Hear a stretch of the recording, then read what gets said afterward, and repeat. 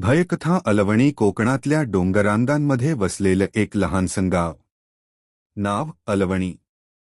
गाव सुंदर होतं, हिरवंगार. पण सूर्य मावळल्यानंतर इथे कोणीही बाहेर पडत नसे. कारण अलवणीची एक भीतीदायक ओळख होती. गावाच्या टोकाला एक जुनी, ओसाड विहीर होती.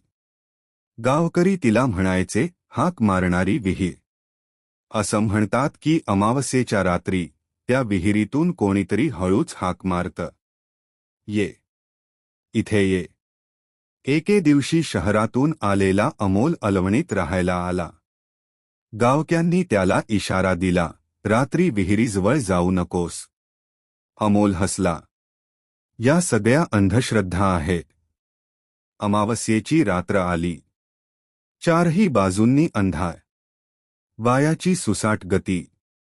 अचानक अमोलच्या कानावर आवाज आला, अमोल, ये ना. तो दचकला. आवाज विहिरीकडून येत होता. हळूहळू नकळत तो त्या दिशेने चालू लागला. विहिरीजवळ पोचताच त्याने आत डोकावलं.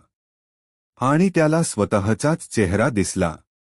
पण डोळे काळे, रिकामे. आणि चेहऱ्यावर विकृत हास्य.